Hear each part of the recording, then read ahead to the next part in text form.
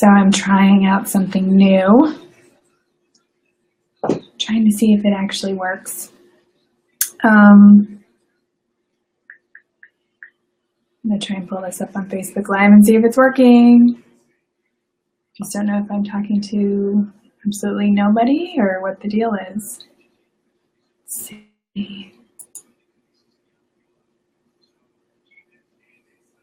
It's supposed to be posting on Facebook Live, but we'll see if it is or not. So I can't tell if anybody is there. Oh, it says 3 people are watching. There's 3. I think if you post a comment, it's supposed to show up for me to see. I can't get Donald Trump off my Facebook page. So I'm testing something new, and one of the things that I thought I would discuss a little bit is me. Let's talk all about me. I realize I have a lot of new Facebook friends. I requested, hey Veronica, there you are, somebody's watching, yay. I requested a lot of Facebook friends, a lot of you have requested me. And, you know, I feel like a lot of it is more about us all networking, trying to get to know each other, learn from each other, which is all fabulous. But I thought I would give you a little bit of history of who I am. Hey, Shay. And what I'm about. So obviously most of you know that I am a makeup artist. I became a makeup artist in 1998, and I started at a cosmetic counter, and I ended up there out of desperation, to be honest with you. I used to have a sales and marketing background for a men's clothing line, and at that time, you know, the internet was taking off and things in the retail industry were changing. And I worked on in the behind the scenes in the retail industry with I was a vendor and I worked with buyers for retail chains like Macy's and Dillard's, Belk, those big places like that. And things were changing. There were budget cuts, and I found myself in a place where I needed a job, and I knew a store manager at a Dillard's, and I was like, I need the best paying job you can give me right now. And she said, well, I could put you behind a makeup counter at Lancome. And I was like, great, fantastic, I'll take it. And when I first got there, I was all about sales, sales, sales, sales, sales, because that was my background. Always had been an artistic person, but I'd kind of put the artistic side of me away for a while. And but slowly but surely, the artistic side started to take over the sales side. And I found myself loving doing makeup and working with people and practicing and painting faces. So that's how I got my start. And then I had a little bit of a following behind the counter, and somebody said to me one day, girl, you should do makeup for movies and photo shoots and advertising. And I was like, that's a job? I had no idea. And I was tired of working retail. And because I had always worked from home, I knew I wanted to start my own business. And so I took the business skills that I had as a sales and marketing professional and meshed that with the artistic side. I have no formal training as a makeup artist, but I made it work. And it's been a long and wonderful journey, and it's the best decision that I've ever made. And the market that I started in was Las Vegas, the Las Vegas market. Where are you guys from? So I like to say I was born in Las Vegas as a makeup artist. I was born and I grew up in Las Vegas. That's where I was at. And I did a little bit of work in California in the beginning, but not very much. When I got into the industry, I didn't know that makeup artists could only do bridal, and I didn't know that they could only do commercials, or, you know, I just assumed that you could do it all. And in some markets you can do it all because the market is small enough, but I think whatever market you end up really dictates where you end up specializing. And so after a couple of years, I think I realized that clean pretty makeup was my thing. I didn't like doing blood and guts. Didn't like doing bruises and gore. I did like fashion, but I really knew that commercial makeup was my thing. And of course, I wanted to work on celebrities, but I knew that for me to really become a true full-time celebrity artist, that would mean I would have to move to Los Angeles or California.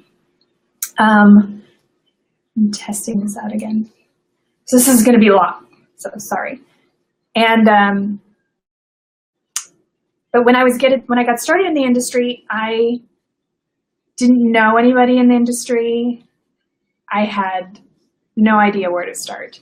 The first thing I did was I went and signed up at the union, and because somebody did tell me to do that. And then, so I went up on their open call day and I signed up. And a couple of weeks later, I got a job for the union doing keying a fashion show for Avon. And I made the biggest mess. Oh my gosh, like when I look back, I had no business doing that job. And I don't know what that says about the union, but I should not have been there. I made a mess of everything, but the client didn't really know that I made a mess of everything. I didn't know I made a mess until, I had gone on a couple of other jobs. But I made a whopping $240 for like 12 hours of work, and I was ecstatic. And I was like, I've got to figure this out. I'm making so much money. This is amazing. But I had no clue. So when I tell you I had no clue, I had no clue. It was just a novel idea. And so I started researching on the internet, and I found myself on a message board of a school in Los Angeles, a makeup school. And I would ask questions, and this other person would give me answers. And then when I went back to reference the answers, everything would be deleted. And I was like, what the heck?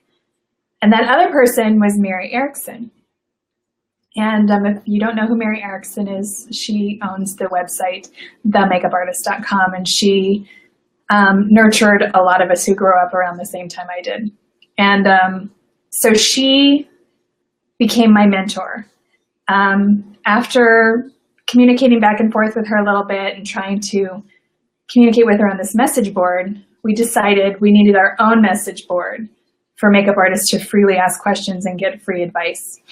And it was called ML's Industry Forum, and Michelle Talley was ML, and the three of us were the forum goddesses. And that is where I learned how to become a makeup artist.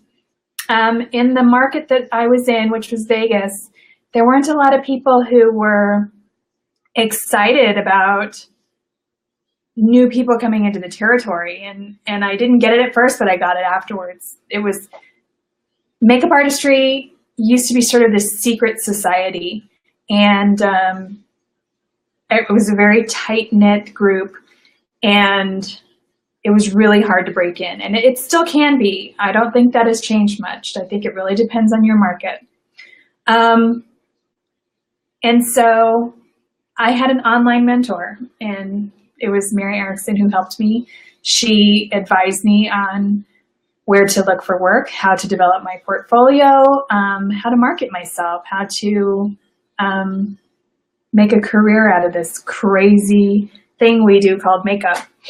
And so that's my how I was born story and where I came from. And I ended up, like I said, in more of the commercial world, and did a lot of video and print and advertising. I did do a fair amount of fashion in the beginning.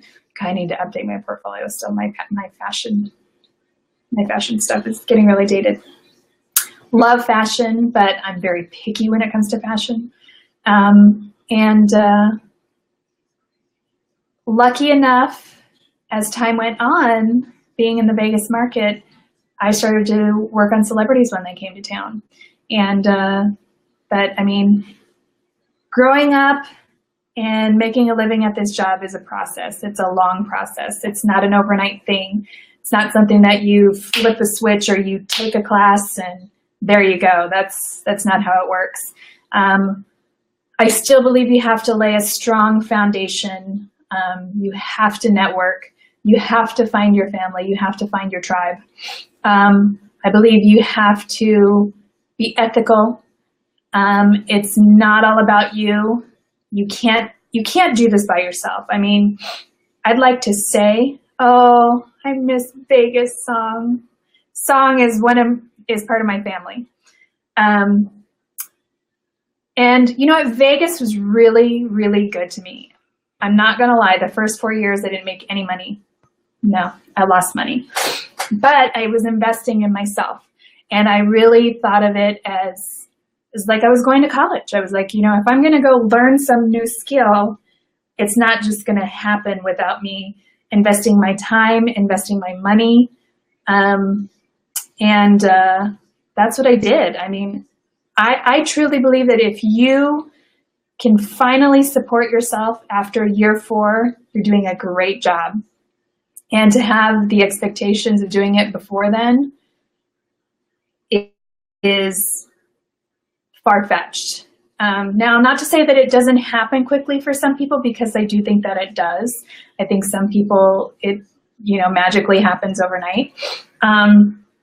But I actually know quite a few people who, sadly enough, shot to the top, had fabulous careers with fabulous makeup artists, make great money, and who are on welfare today because they didn't have a solid foundation under them. They kind of just, you know, shot all the way up to the top and they came crashing down really hard. So I think there's a right way to build your business. And I think education is key nowadays because there are so many wrong ways to do it.